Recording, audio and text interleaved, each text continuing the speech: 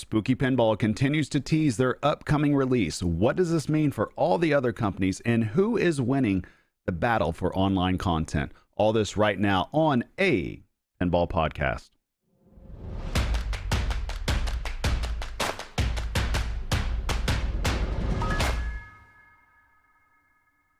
All right, welcome back, everybody, to another episode of a Pinball Podcast. Thank you guys so much for being here. I greatly do appreciate it. And yes, we are finally releasing 2 episodes in 1 week. I know it's been a little here and there, a little hit and miss. I think I had maybe 2 episodes of this podcast for probably the past month or so. But we're going to start getting on our normal schedule a little bit better and just releasing it as the news comes in. And there is plenty of news coming in. Now, if you're watching this on YouTube, if you could so much, I'm going to chill for a second, hit that like button. I want to see what happens. I'm kind of curious with the algorithm, what it's doing, and I've got some theories on it, but I need to see it in actual action. So if somebody could help me out on that, I would greatly appreciate it. And if you're also watching this on YouTube, you'll probably notice behind me, it's a little bit crazy back here. And the reason for that is I am completely redesigning everything here. I'm going to try to build out an actual podcast studio for myself and start releasing some other content that I'm pretty excited about that is coming down the pipeline. So that's why everything's just in disarray behind me. In case you're watching and you think I've just completely lost it with having the machines turned off and everything just kind of strewn out behind me. But either way, let's get on to it, because I'm sure everybody listening on audio right now is like, Travis, let's just get on with it. And we're going to do that right now. So Spooky Pinball has been just killing it lately in terms of basically showing off their upcoming release without showing off their upcoming release. Now, what they're doing is very great. You'll see some teaser videos to where, or not necessarily teaser videos, but videos in which they're updating people on their YouTube page, which is brilliant. I mean, some of these videos are obviously performing the best that any of their other videos have done thus far, outside of tutorial videos or outside of actual trailers, which will always do massive numbers. But I think Spooky Pinball is really exploiting or showing, and that might not even be the right word to use. They're really showing what it is to make quality online content and to connect with the consumer. And I truly believe people are going to continue responding to that. And Haggis is also doing the same thing as well. And we will talk about Haggis here a little bit later.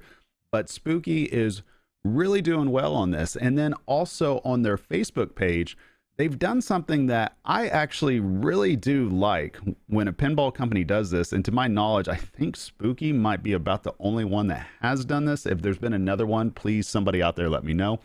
But I really do like when they show a teaser reveal or just a little teaser of the underside of the playfield, because it gets people talking, it gets people speculating.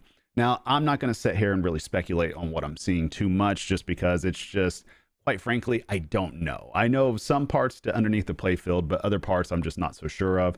I'm sure somebody will probably do that. It would shock me if Kerry Hardy doesn't have a video on that already. I'm pretty sure he does.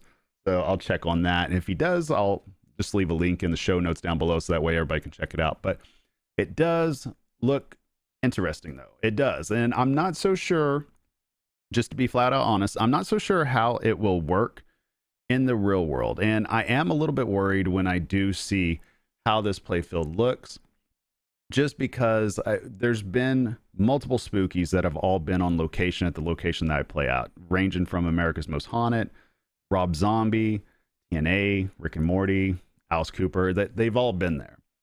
And so I'm fully expecting to be able to play this next one that's coming up, but they've all had issues as well. So I am a little leery of that, but that's not really something that we can get into too much here, because quite frankly, we don't know what this machine is going to look like quite yet. And we don't know how it's going to really function quite yet until we see it actually functioning.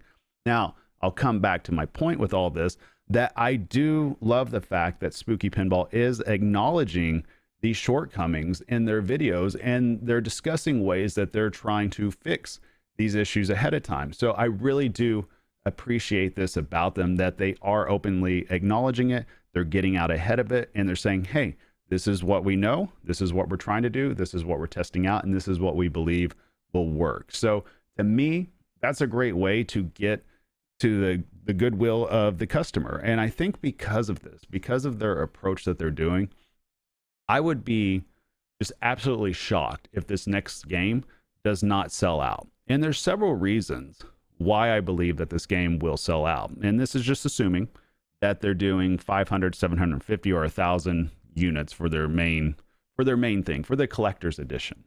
I would be very surprised by this. And the reason why I would be surprised is because they have absolutely annihilated it with 3 different reasons. And for one, their social media content is on point. They're doing very well with that, and they're really leaning into that niche. And they've built this up over years and years with their podcast that I think for now is a way. Hopefully, maybe it'll come back at some point.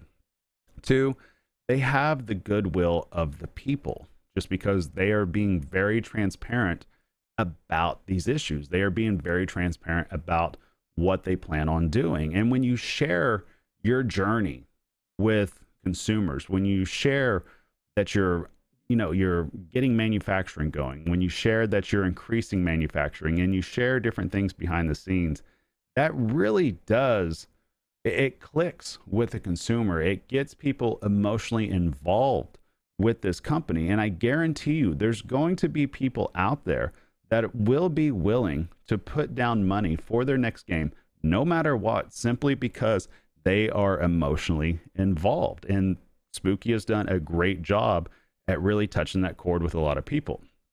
And then the other big reason why I believe it will sell out is because they've proven that they can manufacture a game within the time frame that they put down.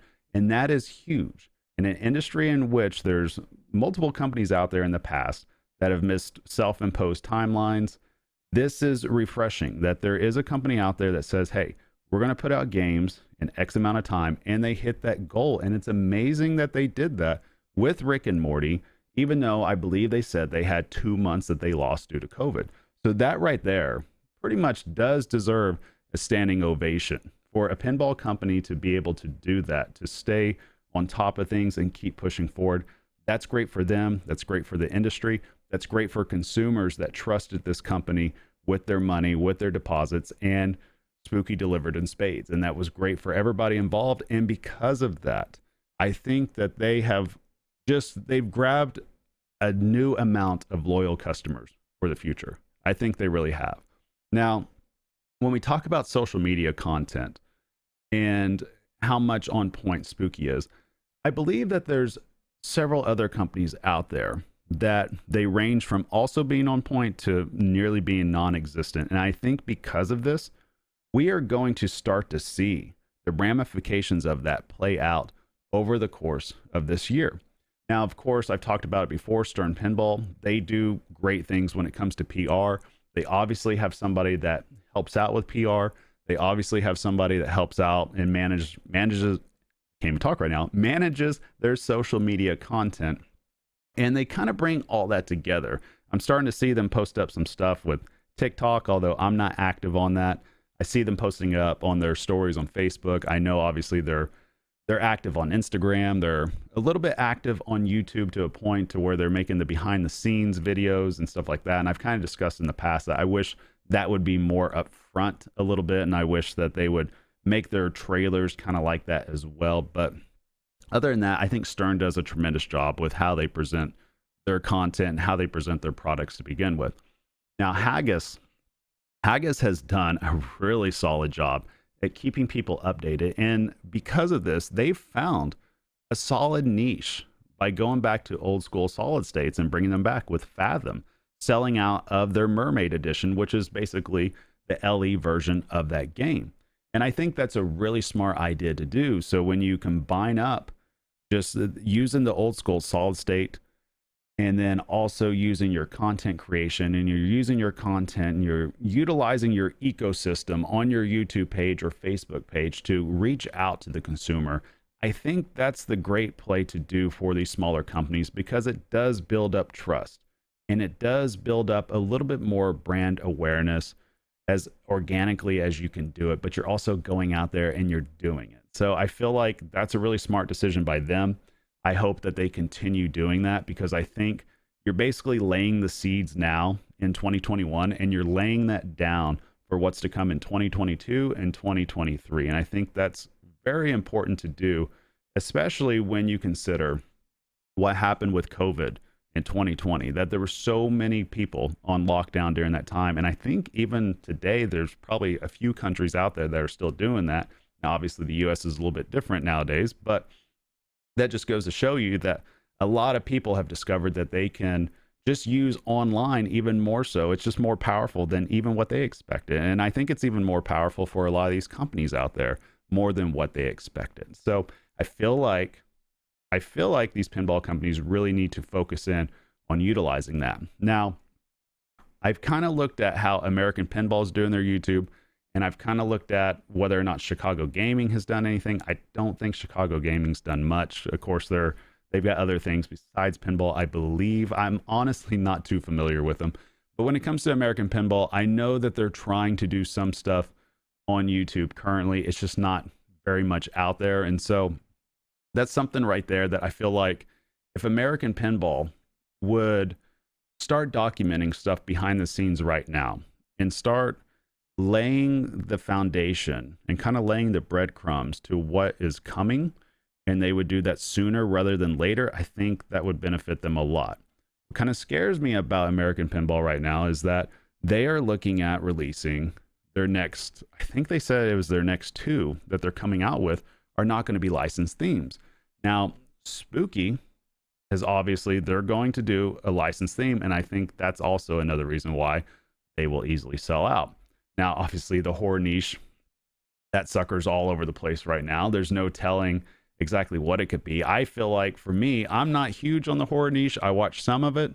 I personally am kind of hoping it's Saw, but I feel like at the same time, they're most likely going to come out with something that might be older than 30 years. I think that's kind of where they're leaning towards. But at the same time, the great thing with Spooky, there are so many other options out there that they can build on and that they can go to, whether it's Saw, whether it's Conjuring, whether it's something like Insidious maybe, or maybe The Ring. I don't know. But I think a Saw machine would be pretty dope. But coming back to American Pinball, when you're up against something like that and you're up against Spooky Pinball covering the horror themes, you're up against Haggis Pinball redoing the old school Bally's that people know and love. When you go against Stern, that's just constantly putting out just theme after theme after theme. When you go against Jersey Jack, that will put out a machine every 18 months with a major theme. And obviously they have Toy Story coming out as well pretty soon. That's going to be pretty difficult to go against. So if you're going to come out with something that might not be a licensed theme, then you've got to really get on point with building the awareness of it, because you're already kind of behind the 8 ball on something like that. And that worries me just a little bit, but who knows? Maybe they might surprise us all and there's something that none of us are expecting. Maybe it could be something that's huge that just works out and is a great design, great code. I don't know. It's just pure speculation on my part right now. But I hope that they do something great with that. And also, too, I believe, I wasn't going to mention this before, but listening to Loser Kid podcast the other day, and I think this was released maybe 2 weeks ago now, that they had somebody on there. The name slips me, so apologies for that. But they had somebody on there from Chicago Expo that was discussing some of the things that are coming up, and they kind of let it slip that, I say let it slip, they wanted it out there that there's going to be, I guess, new manufacturers showing up that have the pinball machines ready to go, and they're going to be there. So I'm going to have another video out pretty soon just about that, because I really need to dive into that, and then we can get into all the speculation about what's going on there. Now, I do think moving forward, I think Chicago Gaming also might be a little bit in trouble with Cactus Canyon. Assuming Cactus Canyon is the next thing coming out, I think they might be a little bit in trouble. Now, that's not saying that, hey, they're going to close down or anything like that. That's not what I mean. I think they're running an extreme risk of Cactus Canyon not being relevant to today's consumer. I think there's a high-end risk of that. And the reason for that is because when we really take a step back, Attack from Mars and Monster Bash, those are special themes that a lot of people that are already involved in pinball, it has damn near 100% brand awareness or theme awareness to everybody that is currently in pinball. I don't think I can say the same about Cactus Canyon.